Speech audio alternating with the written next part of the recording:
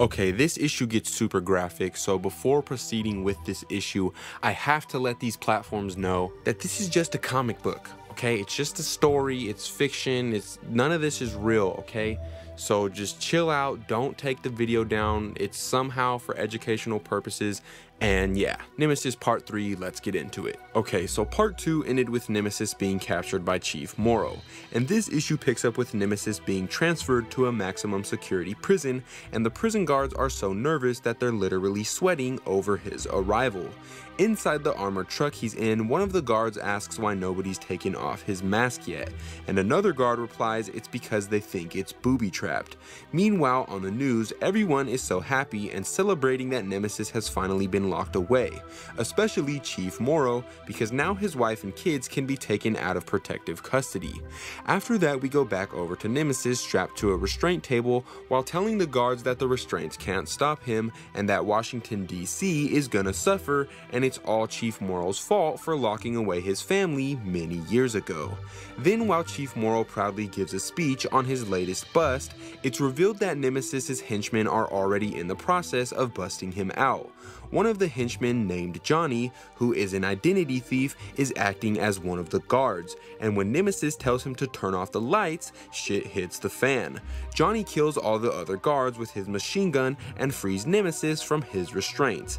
After that, 97 guards and counting come rushing straight towards Nemesis, but he's confident that he can take them on his own, and so in a shocking display of skill, Nemesis just straight up destroys these guys. He makes light work of 97 armed guards and makes it look easy, smashing, battering, and clobbering them wherever he pleases, and it's honestly kind of even hard to look at. I mean, he even scares the prisoners around him that are watching.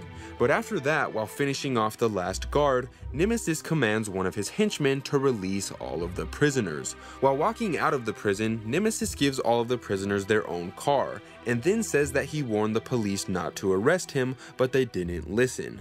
The prison then literally explodes behind him as him and the prisoners roll out of there. After that, Sergeant Lee is forced to tell Chief Morrow the unfortunate news about Nemesis, and after hearing it, Morrow says he immediately wants his family placed back into protective custody, but Sergeant Lee tells him that his kids have disappeared. The story then jumps over to the police headquarters, where Chief Morrow's wife cries into his arms, realizing that Nemesis purposely went to prison to draw out their kids.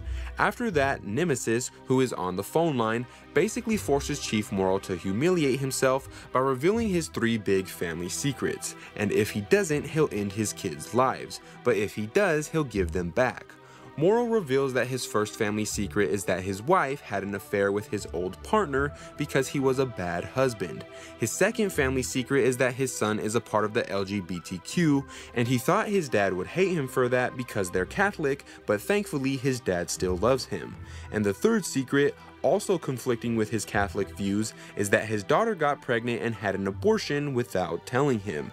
After that, because Morrow kept his end of the deal, Nemesis reveals that his kids are in a truck outside completely unharmed, or at least relatively unharmed, because Nemesis is so sick and twisted that he got Morrow's daughter pregnant by inseminating her with her own homosexual brother's semen, and on top of that, he rigged her womb to completely collapse if she attempts to abort the baby. Chief Morrow is so angered that he tells Sergeant Lee to bring in someone named Kirby, aka an undercover officer who once worked for Nemesis. Kirby gives Chief Morrow all the files he'll need to take down Nemesis and the identity of who Nemesis has been posing as all this time, which Morrow believes is enough to take Nemesis down. But sadly, that's when this issue comes to an end, so let me know if you want me to cover the final part by liking and commenting down below.